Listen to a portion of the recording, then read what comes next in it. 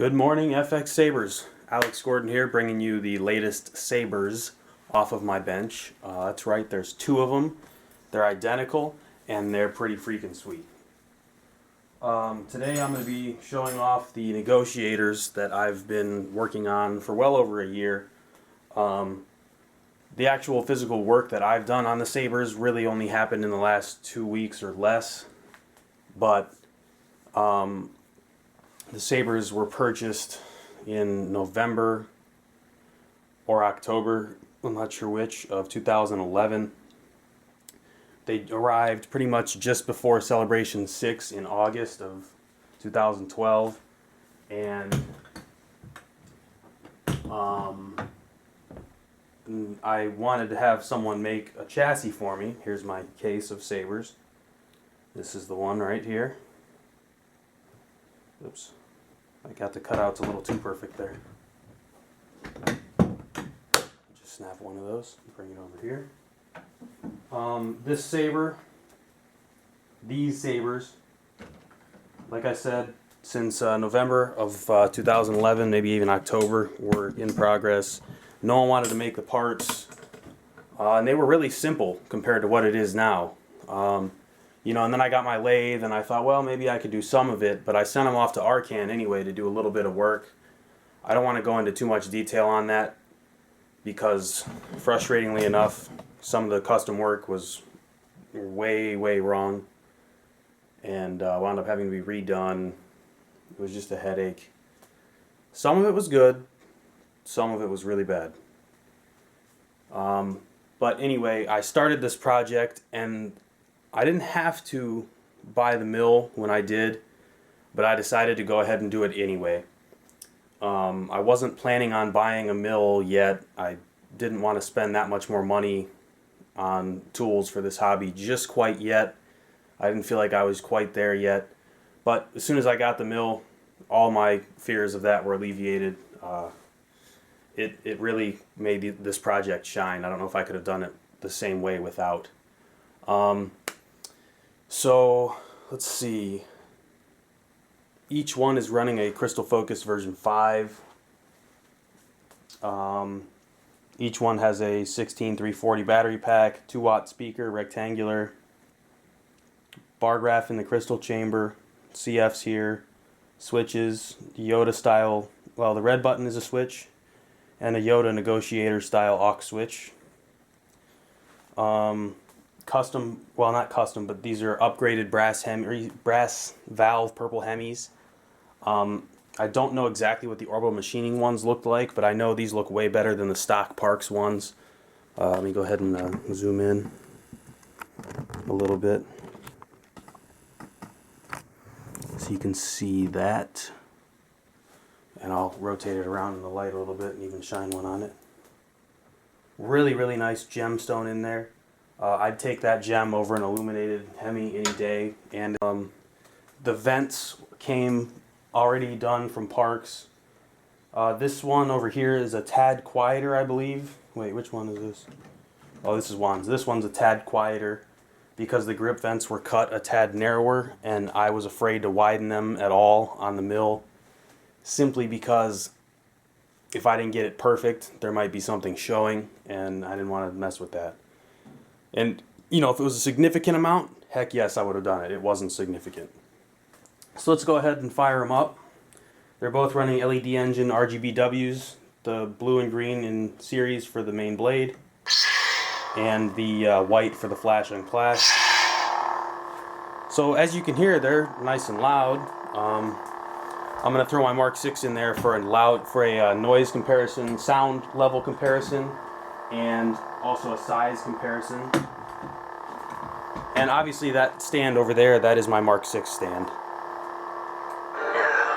fulfill your destiny.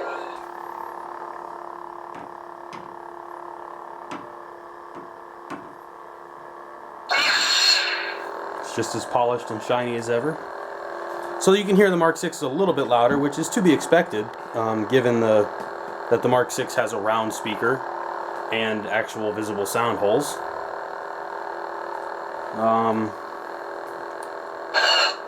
Kind of hard to compare across different sound fonts.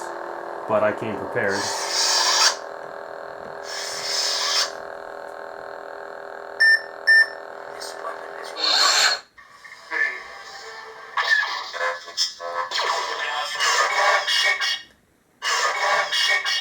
The reading is off the chart. Over 20. This weapon is your life. The reading is off the chart. Clearly I've got the same boots going between each saber. 20,000. Even Master Yoda doesn't have a midichlorian count that high.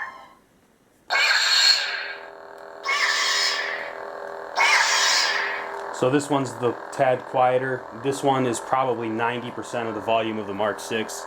I don't think it has quite as much sound depth, if that makes any sense, but it's pretty close. For a square speaker, rectangular speaker, I'd say it's spot on.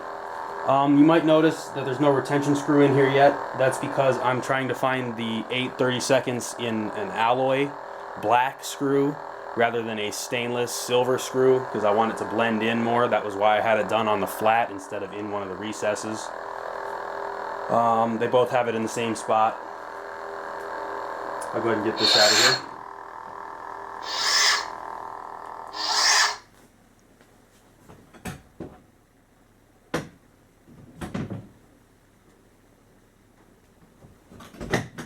I'll go ahead and open up the chambers. Pardon me.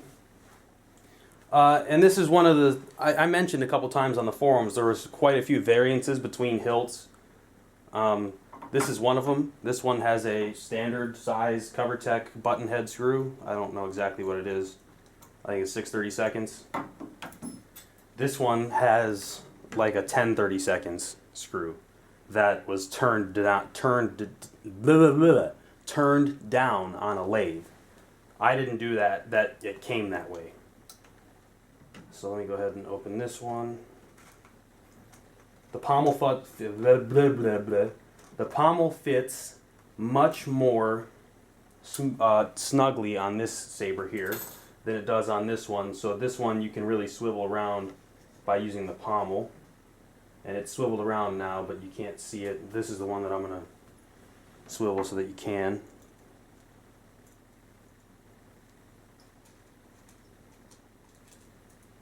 I don't know why I can't talk today.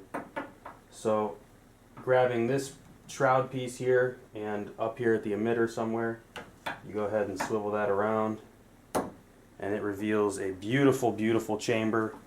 I think there's 12 individually machined pieces in there, 11 or 9, I can't remember how many are visible. 4, 6, 8. 8 are visible. See if I can, trying to bring the camera a little bit closer so you can see the chambers. Madcow, huge props to you. I believe you innovated the bargraph in the crystal chamber.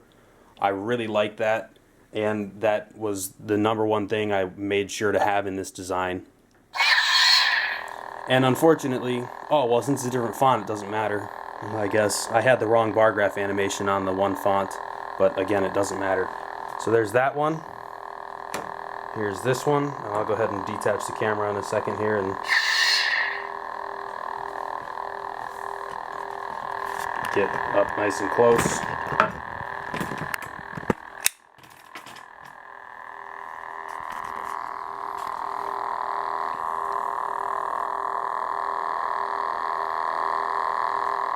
A lot of work went into these. I think each one has about 34 hours each. Here's the recharge ports. I'm working on some custom kill keys that'll fit when it's closed, and then maybe you'll thread a 440 threaded rod into it and pull it out when you are ready to pull it out. And also the reason that the hole is so big, even though it's a 1.3 millimeter port, is because if you look here, you can see how thick that is. The 2 layers that the plug would have to go through, and the plug isn't long enough to fit through both layers and then fully seat in the charge port. Set screws here and here. They can be invisible on this one. I don't know if they can be on this one. Again, that's the variances on the hilts.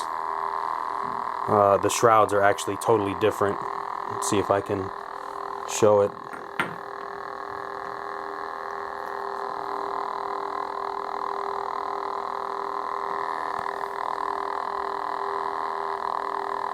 It's hard to see it from this angle on camera, but this is a tad longer on this one. The opening's a tad shorter, I believe, on this one. Let me get these lined up so you can see them side by side, blinking away. That's it. Thanks for watching, you guys. I'm really happy with these, and stay tuned for more awesome things to come out of my shop. See you later.